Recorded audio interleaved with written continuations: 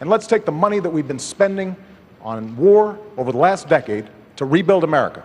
Roads, bridges, schools. We do those things, not only is your future going to be bright, but America's future is going to be bright as well.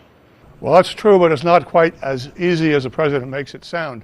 The money, he's talking about the wars in Iraq and Afghanistan, and most of the money for those wars was borrowed money. In fact, we borrow about almost 40 cents for every dollar that we spend.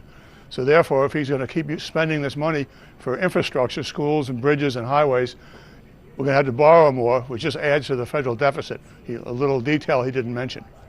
And I know he keeps saying, you wanted to take Detroit bankrupt. Well, the president took Detroit bankrupt. You took General Motors bankrupt.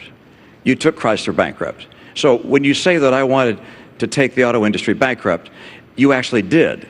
And I think it's important to know that was a process that was necessary to get those companies back on their feet so they could start hiring more people. That was precisely what I recommended and ultimately what happened.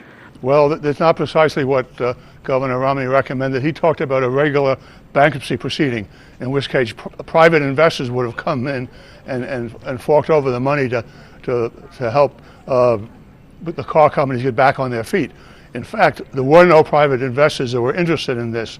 The government stepped in with a very elaborate mechanism that enabled this to happen. It was started by President Bush and it was finished by President Obama, but it is not at all the kind of thing that Governor Romney had recommended.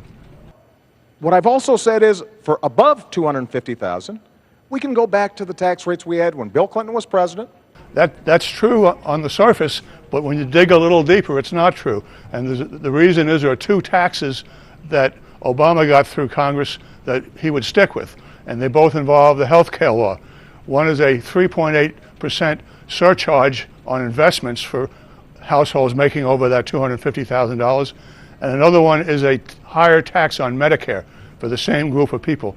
So those taxes would not come down along with the others. So the richer people would still be paying a higher rate than they did with Clinton.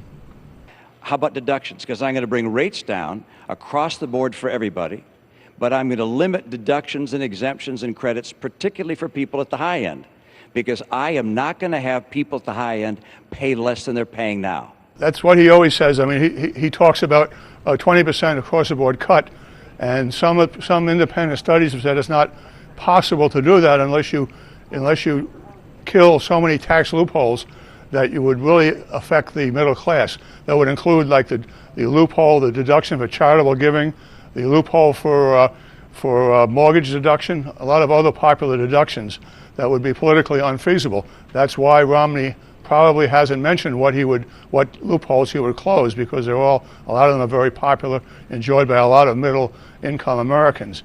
The president has suggested that this would result in a $5